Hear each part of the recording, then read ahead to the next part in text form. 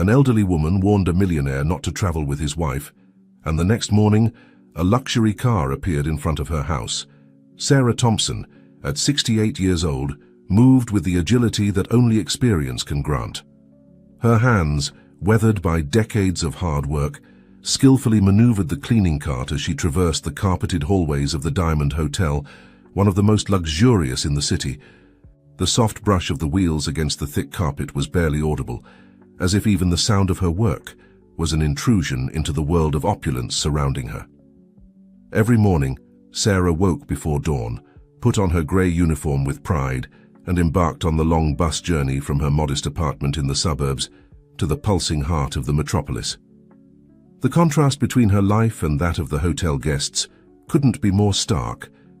But Sarah had long ago learned to find satisfaction in her labor, however humble it might be. As she meticulously cleaned every corner, Sarah was a silent witness to fragments of others' lives. She saw stressed executives practicing presentations in front of the mirror, nervous brides preparing for the most important day of their lives, and wealthy families arguing about which exclusive restaurant they would dine at. For Sarah, these scenes were like small plays, fascinating but unattainable. Despite the invisibility her uniform seemed to confer, Sarah had a special gift. She was a keen and discreet observer. Her eyes, a warm brown framed by wrinkles that spoke of a life of work and worry, missed no detail. She had learned to read people's expressions, to intuit their moods, to predict their needs, even before they recognized them themselves.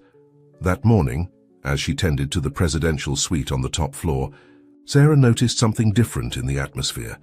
The air seemed charged with unusual tension. The suite was occupied by Michael Anderson, a businessman known for his success in the world of finance, and his wife, Laura. Sarah had seen them arrive the day before, him in his impeccable suit, and her in a dress that probably cost more than Sarah's entire year's salary. As she cleaned the living room, Sarah heard voices coming from the master bedroom. It wasn't her habit to pay attention to guests, private conversations, but something in the tone of the voices made her pause. It was Laura, and her voice sounded tense, almost hissing. "Everything is ready for tomorrow," Laura was saying in a low voice. "When Michael boards the yacht, we'll make sure it's his last trip. No one will suspect an accident at sea." Sarah's heart skipped a beat. Had she heard correctly? Was Mrs. Anderson planning to murder her husband? A man's voice, definitely not Michael's, responded with a murmur of approval. Sarah felt the floor move beneath her feet, her mind, normally calm and focused on her work, filled with chaotic thoughts. What should she do? Alert the police? Talk to Mr. Anderson? What if no one believed her? After all, she was just a cleaning lady, an old woman many would consider senile or gossipy. With trembling hands, Sarah continued her work, trying to act normally. But her mind was far away, debating between the moral duty to do something and the fear of the consequences. As she left the suite, her gaze met Michael Anderson's, who had just returned from the hotel gym. He gave her a kind smile, not knowing that this older woman, almost invisible in her grey uniform, had just become the only person who could save his life. Sarah returned the smile mechanically, but inside, a storm of emotions and doubts consumed her. What would she do now with this information? How could a simple cleaning lady confront a conspiracy that seemed straight out of a suspense movie? As Mr. Anderson disappeared into the elevator, Sarah gripped the handle of her cleaning cart tightly. At that moment, she made a decision that would change not only her life, but that of everyone involved in this dangerous plot. With determination in her gaze, she headed towards the hotel manager's office. It was time to break the silence of a life dedicated to going unnoticed. Sarah's heart pounded as she approached the manager's office of the Diamond Hotel. Each step on the carpeted hallway seemed heavier than the last. Would they believe her? Would she be putting her job, her only source of incomes, at risk? These questions hammered in her mind, but the image of Michael Anderson, oblivious to the danger that lurked, propelled her forward. Upon reaching the office door, Sarah took a deep breath and knocked softly.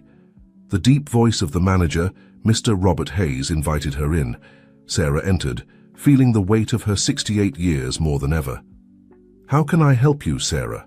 asked Mr. Hayes, looking at her with a mixture of curiosity and slight impatience.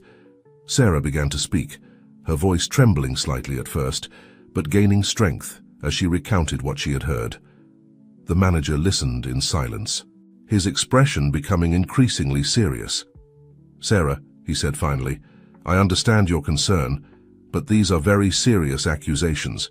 We can't simply accuse our guests based on a conversation that could have been misinterpreted." Sarah's heart sank. She knew this could happen, but she wasn't willing to give up. "Mr. Hayes, please," she insisted. "I know my job, and I know what I heard. Mr. Anderson's life is in danger." The manager rubbed his forehead, visibly uncomfortable. "Look, Sarah, I appreciate your loyalty to the hotel and our guests, but we can't act based on rumors. I suggest you forget what you think you heard and focus on your work." Sarah left the office with a heavy heart, but with renewed determination. If the manager wouldn't help her, she would have to act on her own. As she pushed her cleaning cart back into the hotel corridors, her mind worked at full speed, devising a plan. That afternoon, while cleaning the lobby, Sarah saw Michael Anderson coming out of the elevator. Without thinking twice, she approached him. "Excuse me, Mr. Anderson," she said in a low voice. "Could I speak with you for a moment? It's important." Michael looked at her with surprise, but something in Sarah's serious expression made him nod. They moved to a quiet corner of the lobby. "Mr. Anderson, I know this will sound strange coming from me, but you must listen to me," Sarah began, her voice trembling slightly. "This morning, while cleaning your suite, I overheard your wife talking to someone. They were planning to harm you during your yacht trip tomorrow." Michael stared at her, his expression changing from disbelief to concern. "Are you sure of what you heard, Mrs. Sarah, sir, Sarah Thompson? And yes, I'm completely sure. I know I have no right to meddle in your life, but I couldn't stay quiet knowing your life could be in danger." Michael remained silent for a moment, processing the information. Then, to Sarah's surprise, he took her hands. "Sarah, I deeply appreciate you coming to me with this. I don't know if what you're saying is true, but I promise you I'll investigate it." Relief flooded Sarah. At least he had listened to her. At least he would do something. "Thank you, Mr. Anderson. Please be careful." As Michael walked away, visibly disturbed, Sarah felt a mixture of relief and anxiety. She had done the right thing, but what would be the consequences? That night, as Sarah prepared to go home, she saw Michael Anderson in the lobby, heatedly talking on the phone. When their eyes met, he signaled for her to approach. "Sarah," he said in a low voice once he finished his call, "I want to thank you again. I've cancelled my trip and, well, let's just say things in my life are about to change drastically. Could we talk tomorrow? There's something important I need to discuss with you." Sarah nodded, intrigued and a little scared. What could a man like Michael Anderson want to discuss with her? As she left the hotel that night, Sarah couldn't imagine how her life was about to take an unexpected turn. The simple act of listening and speaking had triggered a series of events that would change not only her fate, but that of everyone involved in this intrigue. Tomorrow promised to reveal secrets that had remained hidden for decades, and Sarah, without knowing it, was at the center of it all. The next morning dawned grey and rainy, as if the sky reflected Sarah's internal turmoil. As she headed to the Diamond Hotel, her mind couldn't stop spinning about the conversation she would have with Michael Anderson. What could a man of his position want to say to a simple cleaning lady? Upon arriving at the hotel, Sarah was surprised to be greeted by the manager, Mr. Hayes, who was waiting for her with a tense expression. "Sarah, Mr. Anderson is waiting for you in the presidential suite," he said, his tone a mixture of respect and confusion. "You can go up immediately." With her heart racing, Sarah took the elevator. Upon reaching the suite, she knocked softly on the door. Michael Anderson greeted her with a tired but kind smile. "Sarah, please come in," he said, guiding her to the living room. "We have a lot to talk about." Once seated, Michael began to speak, his voice laden with emotion. "First, I want to thank you again for your bravery. You were right about Laura. Last night I confronted her and, well, let's just say our marriage is over. She confessed everything." Sarah felt a wave of relief, but also sadness for this man who had been betrayed in such a cruel way. "But that's not all," Michael continued, leaning forward. "You see, Sarah, your intervention led me to reflect on many things in my life, and in that process, I remembered something I should have done a long time ago." Michael got up and walked to a briefcase. He took out a folder and returned to the sofa. "Sarah, what do you know about your parents?" The question took Sarah by surprise. "Not much, to be honest. I grew up in an orphanage. I was always told that my parents had died in an accident when I was very young." Michael nodded, his eyes full of an emotion that Sarah couldn't decipher. "Sarah, what I'm about to tell you may be difficult to assimilate, but it's important that you know your father.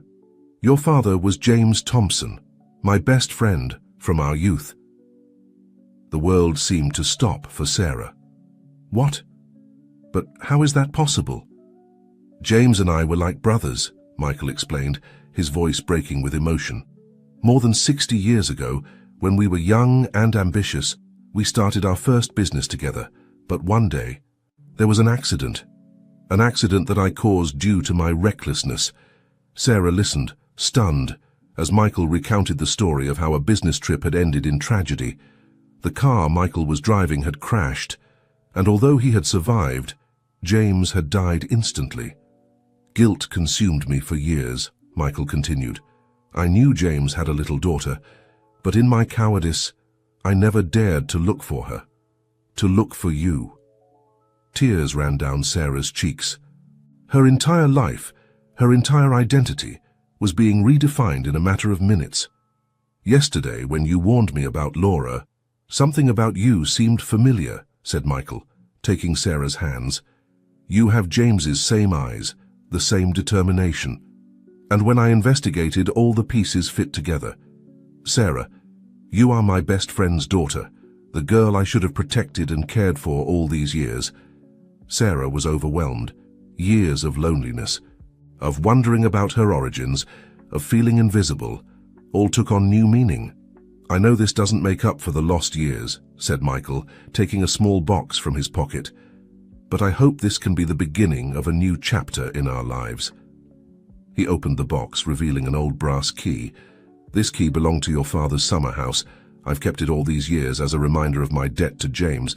Now, it belongs to you, Sarah." "It's the key not only to that property but to all the inheritance your father left behind, and that I've..."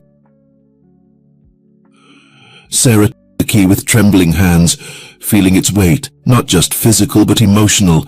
It was a tangible link to the father she never knew, a connection to her. "I don't know what I'm saying," Sarah murmured, her voice broken with emotion. "All my life, I've been nobody." "And now," Michael gently interrupted her, "you've never been nobody, Sarah.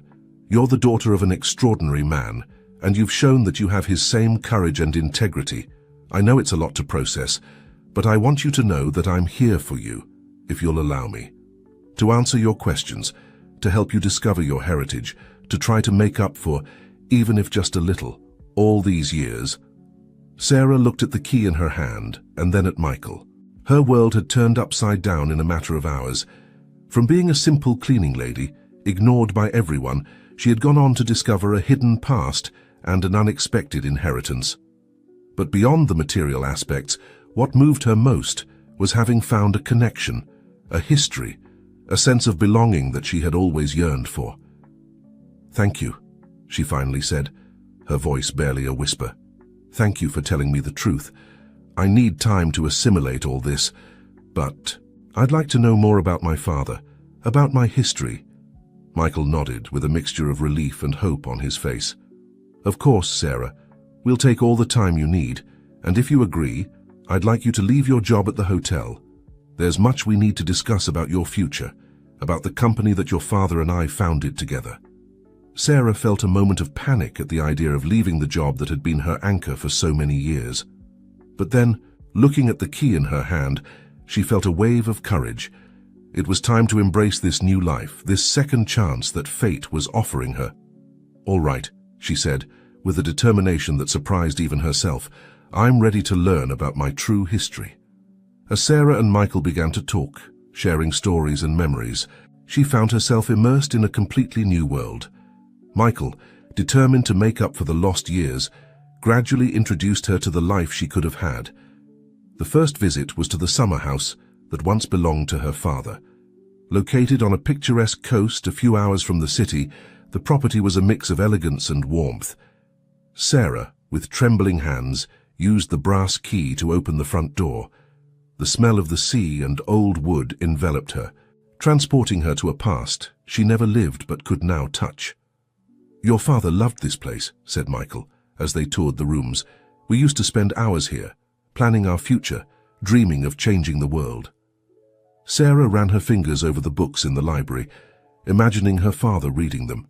Every object, every corner of the house seemed to tell a story, filling a void in her heart that she didn't even know she had. But it wasn't all nostalgia and exciting discoveries. As Sarah delved deeper into her new reality, unsettling questions began to arise. Why had Michael waited so long to reveal the truth? What else was hidden in the past? One afternoon, while reviewing old photo albums in Michael's office, Sarah came across an image that took her breath away. It was a photograph of 3 young people. She recognized Michael and assumed that the man next to him, with the same eyes as hers, was her father, Ron James, but the third person, a beautiful woman with dark hair, seemed unsettlingly familiar. "Michael," said Sarah, showing him the photo. "Who is she?" Michael's face paled slightly. She is Emily. She was James's fiancée, before the accident." Sarah felt the ground move beneath her feet. "Emily? The director of the orphanage where I grew up." Michael nodded slowly, his expression a mixture of guilt and sadness. "Yes, Sarah. Emily was the love of your father's life. After the accident, things got complicated." "What do you mean by got complicated?" asked Sarah, feeling there was more to this story than Michael was telling her. Michael ran a hand through his grey hair, visibly uncomfortable. "Sarah, there are things from the past that are difficult to explain. Emily was devastated by James's death. When she found out she was pregnant with you, she didn't feel capable of raising you alone. I suggested she leave you at the orphanage, promising that I would watch over you from the shadows." Sarah stood up abruptly, anger and confusion boiling inside her. "Are you telling me that my mother is alive? That I knew her all my life without knowing who she was? Why, Michael? Why did you hide the truth from me?" "I'm sorry, Sarah," said Michael, his voice broken with remorse. "At that time, I thought it was for the best. Emily was devastated. I felt guilty about James's death. We thought giving you up for adoption would give you a chance to have a normal life, away from our pain and our mistakes." Sarah collapsed back into the armchair, overwhelmed by the revelations. Her mind was a whirlwind of memories. Emily, the strict but kind orphanage director, who always seemed to have a special eye on her. The small attentions, the advice, the looks that now took on a completely new meaning.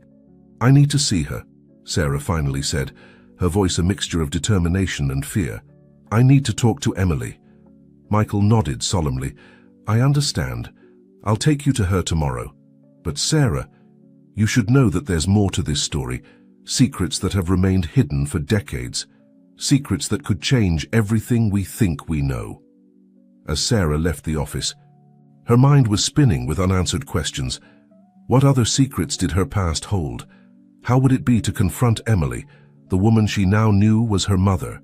And more importantly, how would these revelations affect her future, the new life she was just beginning to build?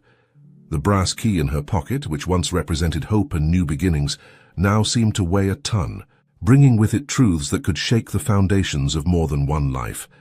The next morning dawned grey and rainy, as if the sky reflected the emotional storm that was approaching.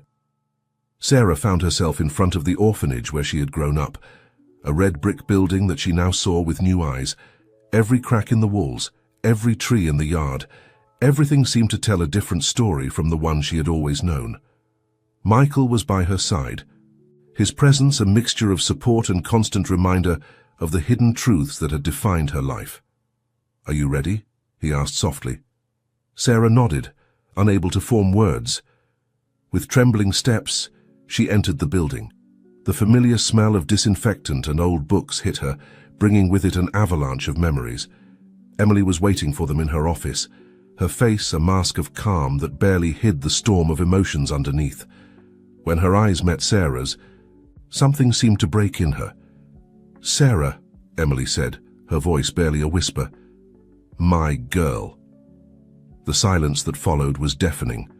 Sarah looked at the woman she now knew was her mother, searching her face for the features they shared, the signs of a bond that had been there all along, invisible but undeniable.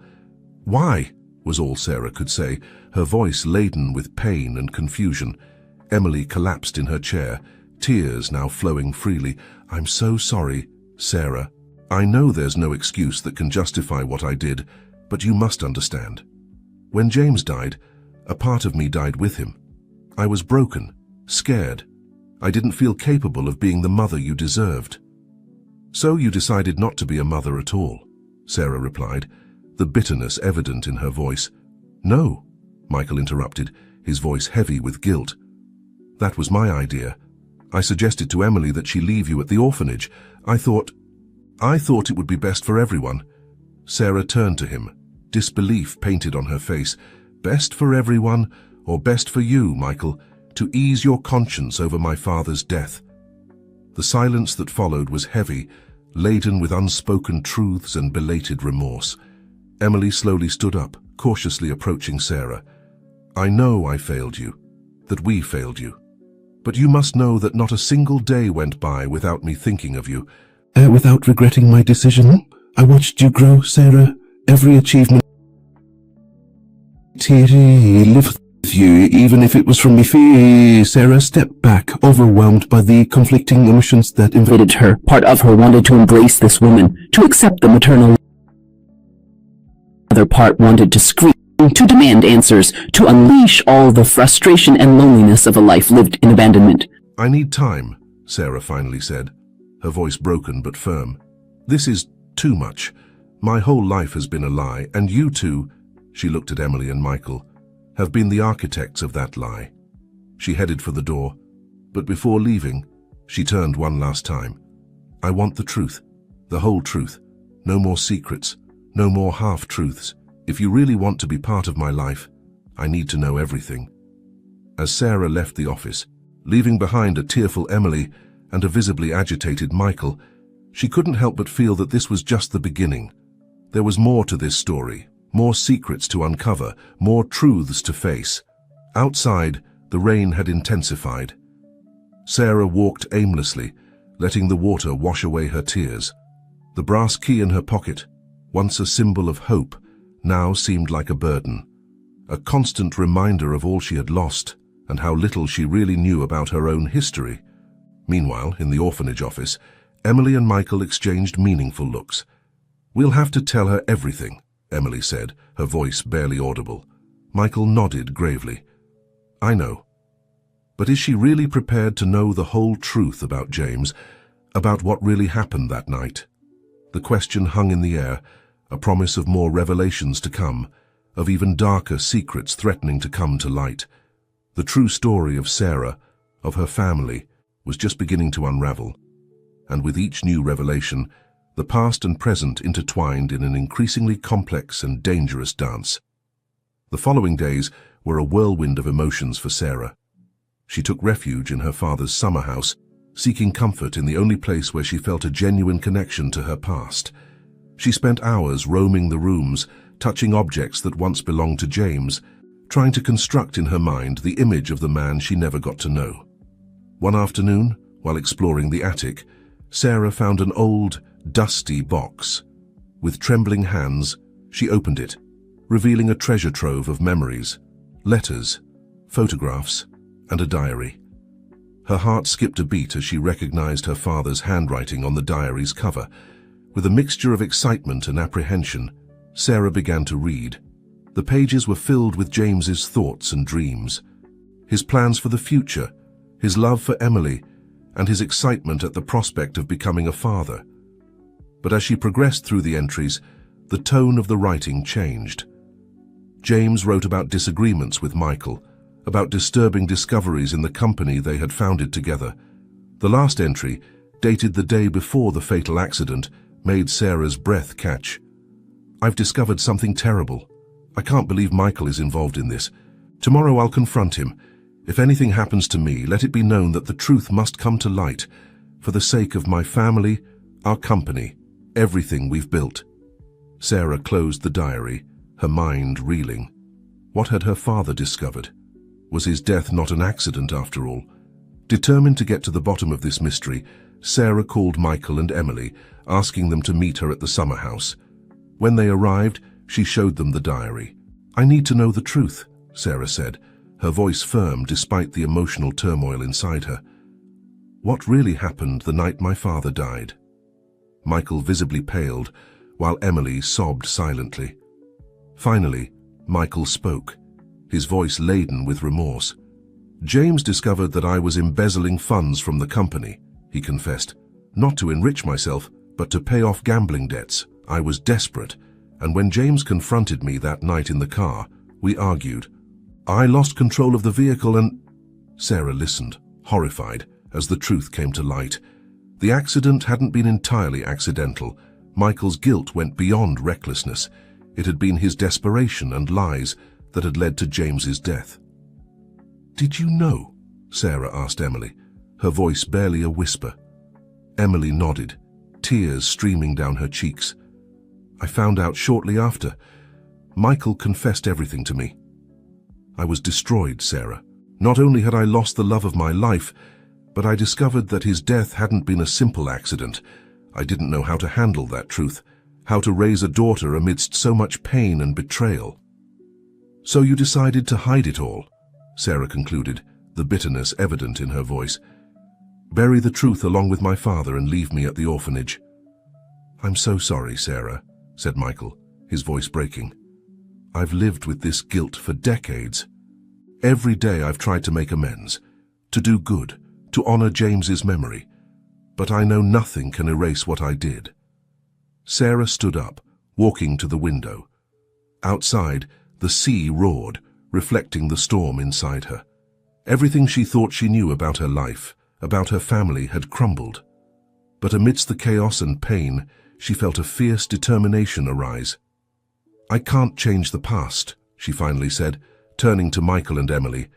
"I can't bring my father back or recover the childhood I lost. But I can honor his memory. I can uncover the full truth about what he was investigating and make sure justice is served."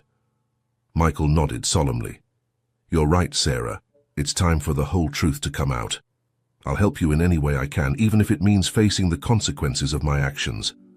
Emily approached Sarah, cautiously taking her hands. "And I'll be with you every step of the way. If you'll allow me. I know I can't recover the lost years, but I want to be part of your life now, help you discover your heritage, your history." Sarah looked at these two people, who had been both the architects of her pain and the guardians of her past.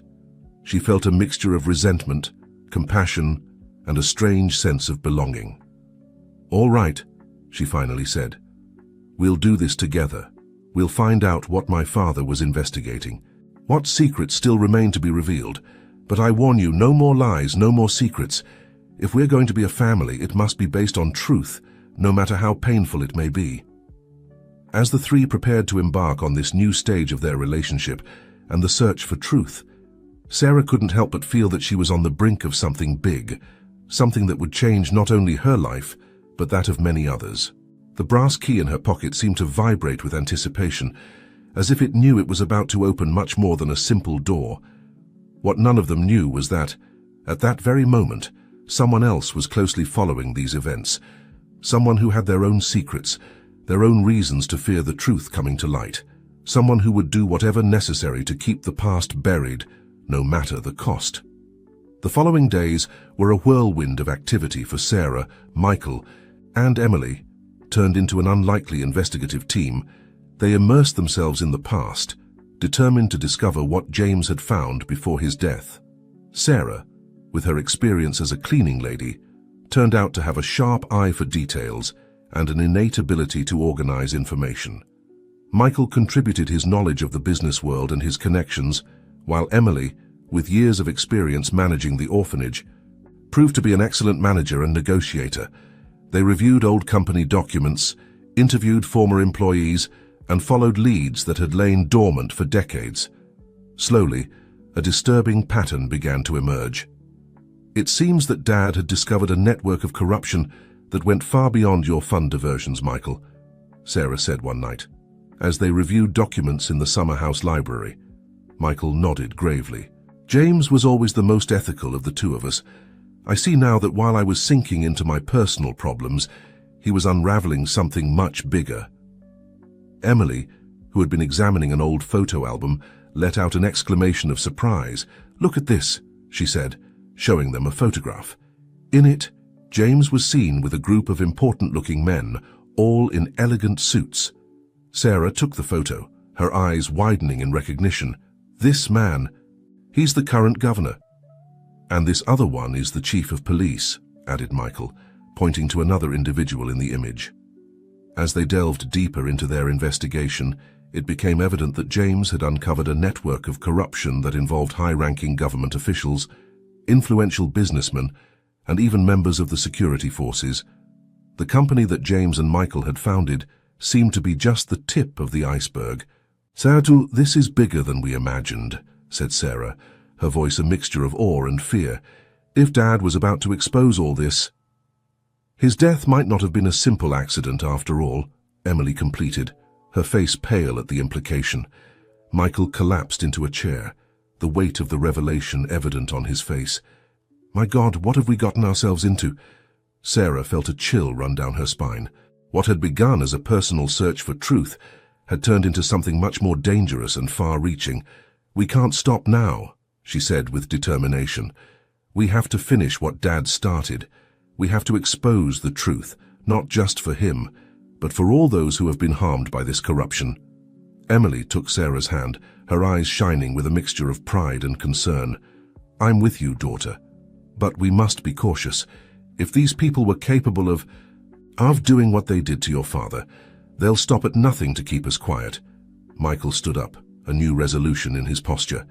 "I'll use my connections, seek allies we can trust. I have a lot to make up for, and this could be my chance to do things right." As the trio planned their next move, none of them noticed the shadow that moved outside the window, nor did they hear the soft click of a camera capturing their meeting. In an elegant office in the city center, a man in an impeccable suit received a message on his phone. Upon seeing the images of Sarah, Michael, and Emily working together, his face hardened. "So James's daughter has decided to stir up the past," he muttered to himself. "It seems we'll have to take measures to ensure that some secrets remain buried." Meanwhile, at the summer house, Sarah felt a sudden chill, as if someone had walked over her grave. She looked at the brass key she now carried as a talisman, and wondered what other doors it would open, what other secrets it would reveal, and what dangers awaited them on the path ahead. The search for truth had begun in earnest, but the price of that truth might be higher than any of them imagined. The past and present were about to collide in a way that would shake the foundations of society, and Sarah found herself at the center of the approaching storm. As Sarah, Michael, and Emily delved deeper into their investigation, they realized they needed help. The network of corruption they had uncovered was vast and powerful, and the three of them alone couldn't face it. One afternoon, while discussing their next steps at the summer house, they heard a knock at the door. Sarah opened it cautiously, surprised to find Laura, Michael's ex-wife, standing on the threshold. "I know what you're doing," Laura said without preamble, her voice tense but determined. "And I want to help." Michael jumped to his feet, his face a mixture of shock and suspicion. "What are you doing here, Laura? How did you know where to find us?" Laura entered the house, closing the door behind her. "I have my own sources, Michael. And before you think the worst, no, I'm not here to cause trouble. I'm here because I have information you need." Sarah looked at Laura warily. This was the woman who had planned to murder Michael. The woman whose actions had triggered this whole chain of events. "Why should we trust you?" she asked. Laura sighed, collapsing into a chair. For the first time, Sarah saw beyond her facade of a cold and calculating woman. Laura looked tired, even scared. Because I too was a victim of this corruption network, Laura confessed. My plan to get rid of Michael wasn't my idea. I was coerced, threatened. There are very powerful people behind all this. People who will stop at nothing to keep their secrets. Michael approached Laura, his expression softening slightly. Who are these people, Laura? What do you know? The governor, for starters, said Laura, but that's just the tip of the iceberg. There are judges, businessmen, even some media outlets involved. They've been operating in the shadows for decades, manipulating contracts, influencing elections, silencing anyone who threatens to expose them. Sarah felt her blood run cold. Like my father, she murmured. Laura nodded solemnly. James Thompson was one of their victims. Yes. But there have been others over the years, journalists who mysteriously disappeared, witnesses who suddenly retracted, judges who were reassigned to minor cases. Emily, who had remained silent until now, approached Laura. How did you get involved in all this? Laura lowered her gaze, the shame evident on her face. I was young and ambitious once. I did things I'm not proud of to advance my career. When I wanted out, they let me know they knew too much about me. They had me trapped. Sarah processed all this information, her mind working at full speed. Then why now? Why did you decide to help us? Because I'm tired, Laura admitted. Tired of living in fear, tired of being a piece in their game, and because I saw something in you. Sarah, the same determination your father had. I believe that if anyone can expose the truth and end all this, it's you. Silence fell over the room as everyone assimilated Laura's words. Sarah looked at Michael and Emily, seeking their opinion. Both nodded slowly, recognizing the importance of this new ally. All right, Laura, Sarah finally said. We'll listen to you, but we need to know everything you know.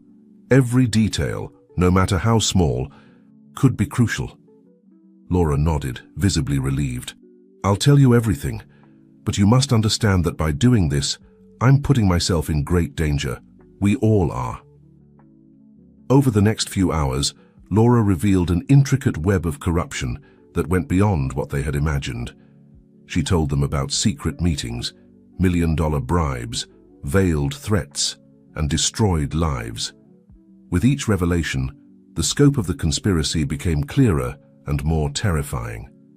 There's something else, Laura said, her voice dropping to almost a whisper. Something I discovered recently that could be the key to unraveling all of this. Everyone leaned forward, expectant. There's a file, Laura continued. A digital file with evidence of all the network's illicit activities, bank transactions, compromising emails, audio recordings. It's all there. Where is this file? Michael asked, his voice tense with anticipation. That's the problem, Laura replied. It's hidden and encrypted. I only know that the key to accessing it has something to do with the company you and James founded, something related to the early days, before everything got complicated. Sarah felt her heart race.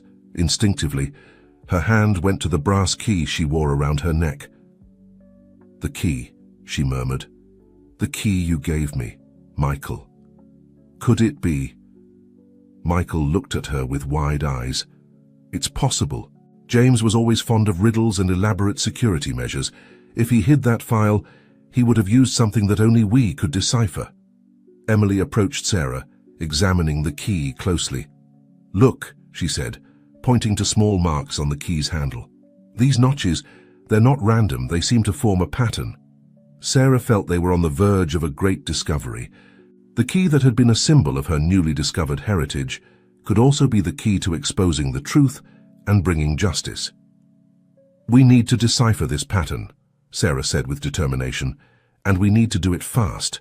If Laura could discover the existence of this file, it's possible that others know about it too.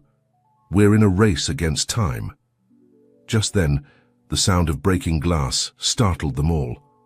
A rock had come through the window, landing in the middle of the room. Tied to it was a note.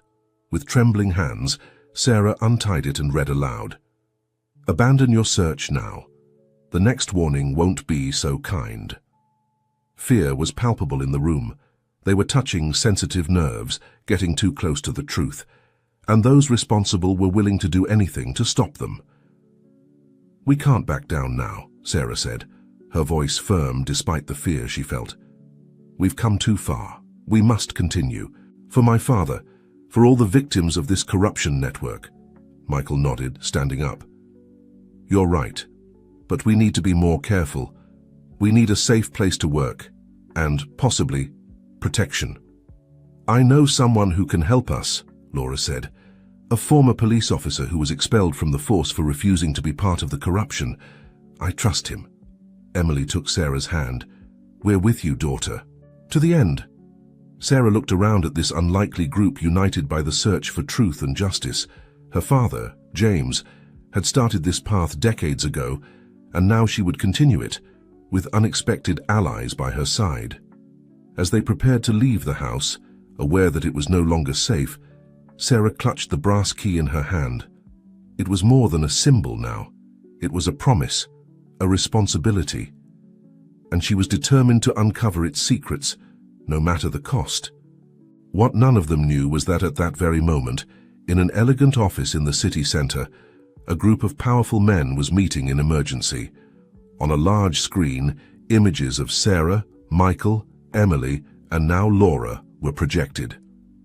"The situation has become complicated," one of them said, his voice cold and calculating. "It's time to take more definitive measures." Danger lurked around every corner, and the race for truth was about to turn deadly. The night had fallen when Sarah, Michael, Emily, and Laura arrived at a modest apartment on the outskirts of the city. The former police officer Laura had mentioned, Jack Reynolds, greeted them with a mixture of caution and determination in his gaze. "Come in quickly," Jack said, casting a nervous glance at the hallway before closing the door. "It's not safe to stay outside for long." The apartment was small but meticulously organized. The walls were covered with newspaper clippings, photographs, and maps interconnected with colored threads. Sarah immediately recognized the work of someone obsessed with uncovering the truth. "I've been following this corruption network for years," Jack explained as he served them coffee, "but I never had enough evidence to expose everything. When Laura contacted me and told me about you and the file, I knew this could be our chance." Sarah took out the brass key and placed it on the table. "We believe this is the key to accessing the file," she said, "but we don't know how to decipher the code on it." Jack examined the key with interest. "Interesting. The marks seem to form a binary pattern. It could be a code for a location or a password." While Jack and Michael worked on deciphering the code, Emily and Laura focused on organizing the information they had gathered so far. Sarah, for her part, approached the wall full of clippings and photographs, trying to connect the dots. Suddenly, something caught her attention. It was an old photograph, yellowed by time, showing a group of young businessmen. She recognized her father and Michael, but there was another face that seemed familiar. "Jack," Sarah called. "Who is this man?" Jack approached and looked at the photograph. His expression darkened. "That's William Carter. He's now one of the most powerful businessmen in the country. But back then he was just an ambitious young man. He was the one who started this whole corruption network." Sarah felt her blood run cold. William Carter. The name resonated in her mind, bringing with it a distant memory. "I met him," she said quietly. "When I was a child at the orphanage. He came to make a donation, a big ceremony with press and everything. I remember he looked at me in a strange way, as if he recognized me." Emily approached, her face pale. "William knew who you were, Sarah. He was the one who pressured us to leave you at the orphanage. He threatened to expose Michael's shady dealings if we didn't." The revelation fell like a bomb in the room. Sarah felt short of breath. All this time, the architect of her abandonment, the man responsible for her father's death, had been there, hidden in plain sight. "We have to confront him," Sarah said, her voice trembling with anger and determination. "We have to make him pay for everything he's done." "It won't be easy," Jack warned. "Carter has connections everywhere. Politicians, judges, media outlets. Confronting him directly would be suicidal." "Unless," Michael began. his eyes shining with a sudden idea. Unless we use his own tactics against him, if we can access that file, we could strategically leak the information, turn his allies against him. Laura nodded, understanding the plan. Divide and conquer. If we can get them to betray each other, the whole structure will crumble. As they discussed the details of the plan, the sound of a phone startled them. It was Jack's cell phone. His face paled as he saw the message. "We have to go now," he said urgently. "My contacts in the police are warning me that a raid is coming. Someone has tipped them off." In a matter of minutes, the group gathered all the vital information and left the apartment. As they ran down the emergency stairs, Sarah couldn't help but wonder who had betrayed them.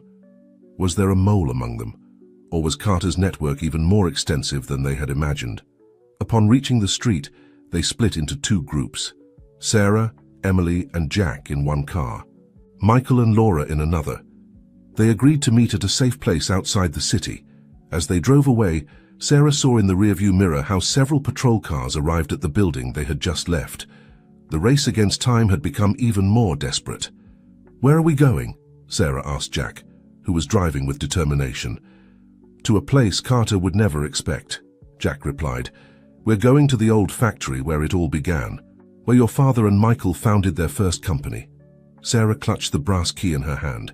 She felt they were on the brink of a great discovery, but also on the edge of the greatest danger they had faced so far. As the city faded behind them and the darkness of night enveloped them, Sarah couldn't help but think of her father. "We're close, Dad," she murmured to herself.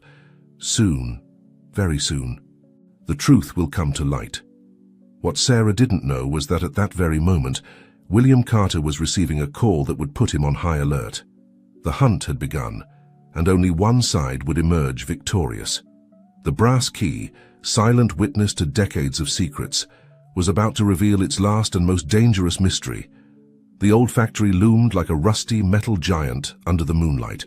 Sarah, Emily, and Jack entered the abandoned building, their footsteps echoing in the night silence. Shortly after, Michael and Laura joined them, having managed to evade their pursuers. "This place," Michael murmured, his voice laden with nostalgia and remorse. "This is where it all began. Where James and I dreamed of changing the world."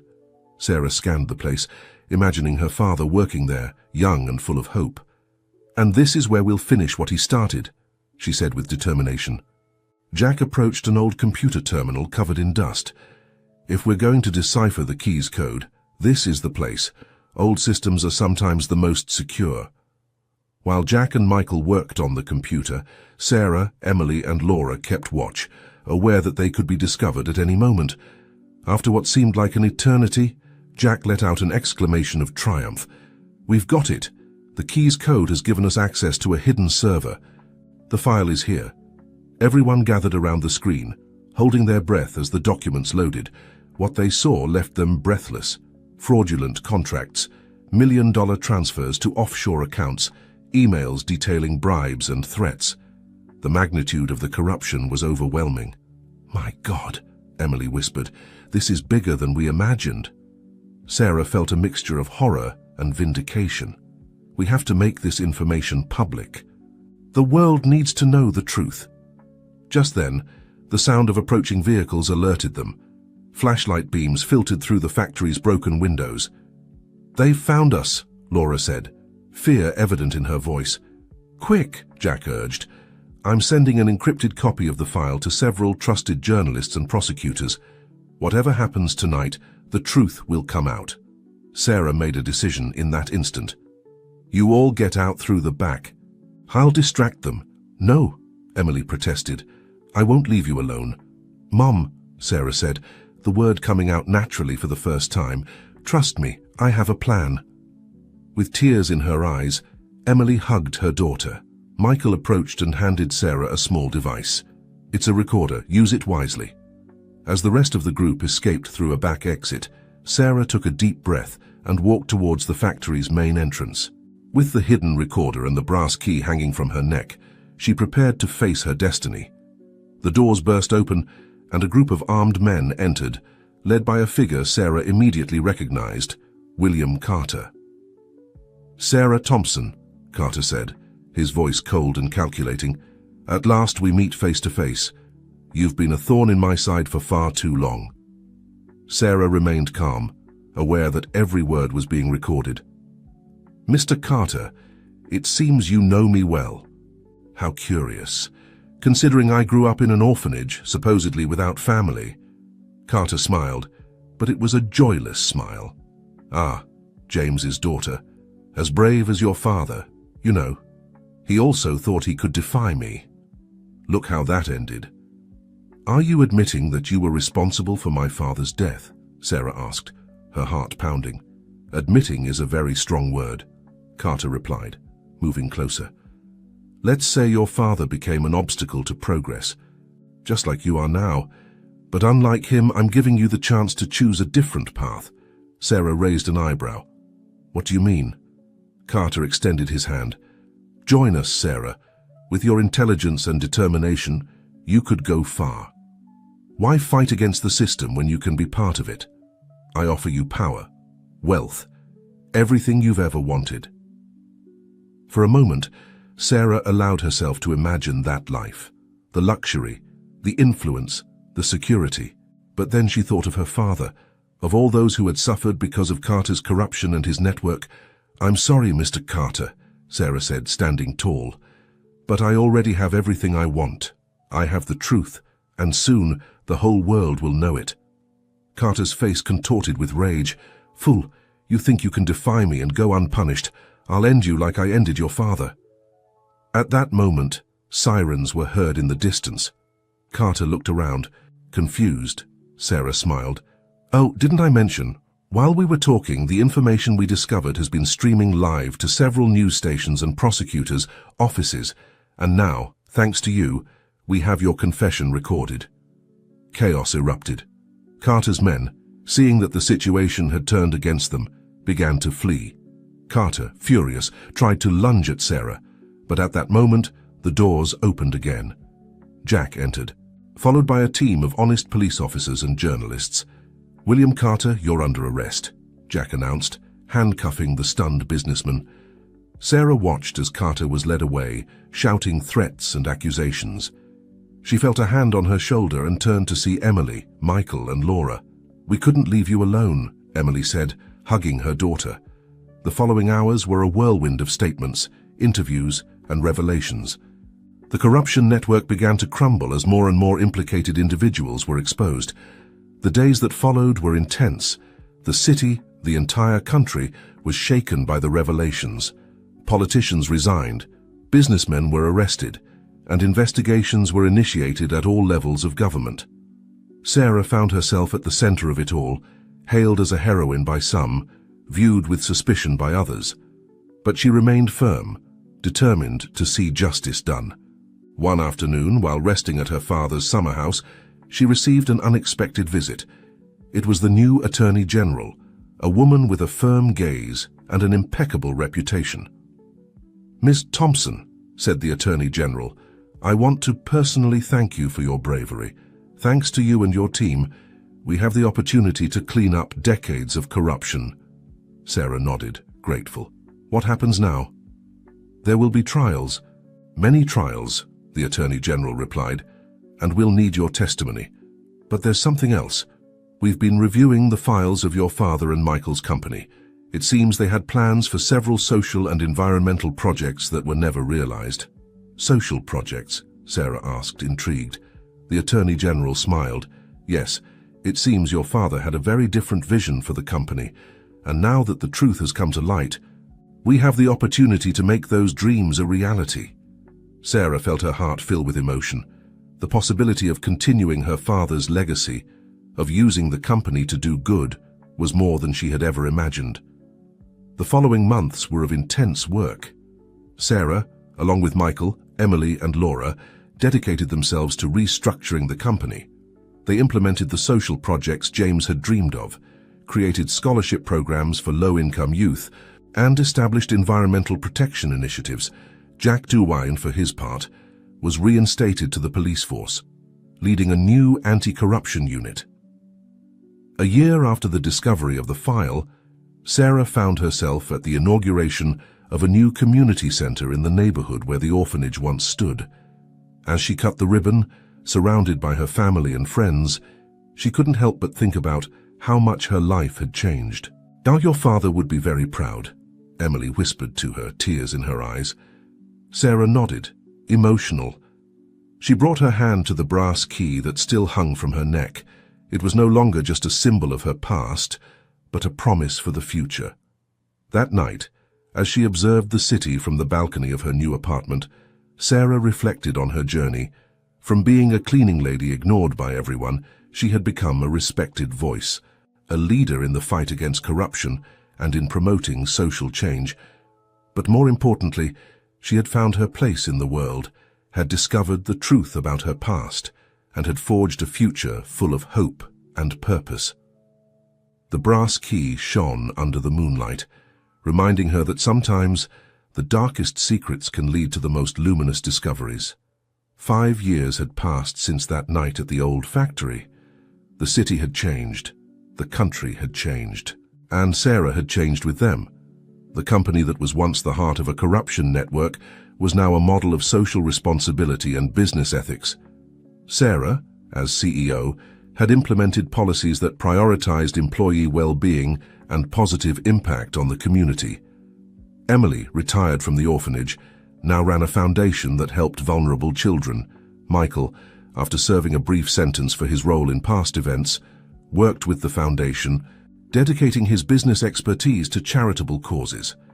Laura, for her part, had become a tireless advocate for government transparency, using her insider knowledge to advise anti-corruption organizations. It was a sunny afternoon when Sarah received a call from Jack. "Sarah, we need to meet. There's something you should know." Intrigued and a little worried, Sarah met Jack in a nearby park. The former police officer, now head of the anti-corruption unit, had a serious expression. "We've discovered something," Jack began, "related to your father's death." Sarah felt her heart race. "What is it?" Jack handed her an envelope. "We found this in one of Carter's properties. It's a letter, written by your father the night before his death." With trembling hands, Sarah opened the envelope and began to read. "Dear Sarah, if you're reading this, it means my fears have come true. I've discovered something terrible, something that could change the course of our nation. But I also know that by exposing the truth, I'm putting my life and yours at risk. I want you to know that every decision I've made, even keeping you at a distance, has been to protect you. I hope someday you can understand and forgive me. Always remember that the truth, though sometimes painful, is the path to justice and freedom. Never stop fighting for what is right. I love you, my little Sarah. I'm proud of the woman I know you'll become, your father, James." Tears ran down Sarah's cheeks as she read her father's last words. It was a closure she didn't know she needed, a validation of everything she had fought for. "Thank you, Jack," Sarah said, hugging the letter to her chest. That night, Sarah gathered her family and friends at the summer house. Laura. All those who had been part of her incredible journey were there. As they shared stories and memories, Sarah realized she had found something she had always longed for, a sense of belonging, a chosen family bound by ties stronger than blood. Raising her glass, Sarah proposed a toast. To truth, to justice, and to dreams that never die. To my father, whose legacy will live on through our actions, and to all of us, who had the courage to face darkness and bring light to our world. As the others joined in the toast, Sarah looked at the brass key she still carried with her. It was no longer a symbol of secrets and pain, but a reminder of her journey, of the doors she had opened and those yet to be opened. The sun was setting on the horizon, painting the sky in golden and pink hues. Sarah smiled, feeling a peace she had never experienced before. Her life had been a series of unexpected turns, of challenges and triumphs, of losses and discoveries. But now, surrounded by love and purpose, Sarah knew she was exactly where she was meant to be. The past had been revealed, justice had been done, and the future, The future was full of possibilities. As night fell and the stars began to shine, Sarah knew that her story, the story that had begun with a simple brass key, would continue, because every ending is just the beginning of something new, and Sarah Thompson was ready for the next chapter of her life, whatever it might be.